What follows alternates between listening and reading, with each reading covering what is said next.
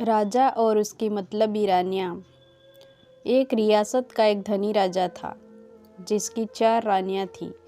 4 रानियों में राजा सबसे ज़्यादा प्यार अपनी चौथी रानी से करता था और अपने जीवन का ज़्यादा समय अपनी चौथी रानी के पास ही निकालता था।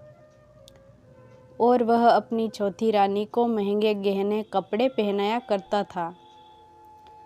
राजा अपनी तीसरी रानी से भी बहुत प्यार करता था। राजा को जब भी समय मिलता अपनी तीसरी रानी के पास जाता और अपने जीवन के बारे में और अपने राज्य के बारे में बातें करता। राजा अपनी दूसरी रानी से भी प्यार करता था और दूसरी रानी राजा की हमेशा सहानुभूति इज्जत करती थी। जब भी राजा को कोई समस्या होती तब राजा अपनी दूसरी रानी को बताता था ताकि राजा को उस समस्या का हल बता सके। राजा की पहली रानी सबसे ज़्यादा वफादार थी और राज्य का मान सम्मान और राजा की दौलत बढ़ाने में बहुत मदद करती थी। मगर राजा अपनी पहली पत्नी से प्यार नहीं करता था। एक बार ऐसा समय आता है, राजा बहुत गंभीर बीमार पड़ गया और उसे कुछ समझ में नहीं आ रहा था क्योंकि राजा के पास समय भी कम था। इसलिए उसने सबसे पहले अपनी चौथी रानी से पूछा कि मैंने पूरे जीवन में सबसे ज़्यादा प्यार तुमसे किया है और तुम्हें सबसे महंगी चीज़ों से नवाजा है और तुम्हारा सबसे ज़्यादा ध्यान रखा है। राजा अपनी चौथी रानी से कहता है कि अब मैं मरने वाला हूँ, क्या तुम मेरे साथ देने के लिए मेरे साथ चलोगी? तब चौथी रानी ने जवाब दिया कि मैं आपके साथ नहीं चल सकती। यह सुनकर राजा को बहुत दुख हुआ।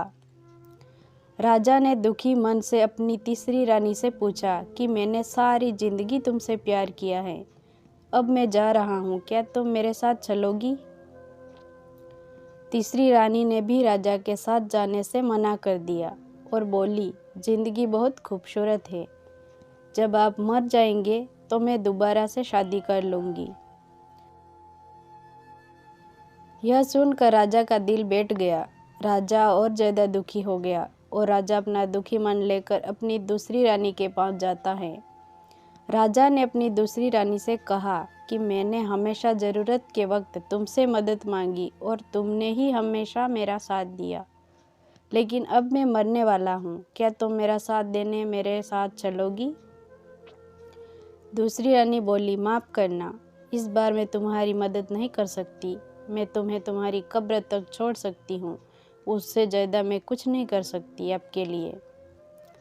दूसरी रानी का जवाब सुनकर राजा को बहुत बड़ा झटका लगा और राजा बेहद ही दुखी हो गया। तब बड़ी रानी के कक्ष से आवाज़ आई, मैं आपके साथ चलूँगी और जहाँ आप जाएंगे वहाँ मैं भी आपके साथ चलूँगी।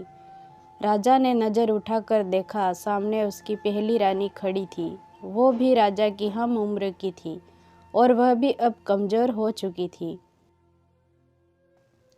राजा ने अपनी पहली रानी को देखा तो राजा की आंखें भर आई और राजा अपनी पहली रानी से माफ़ी मांगकर बोलता है,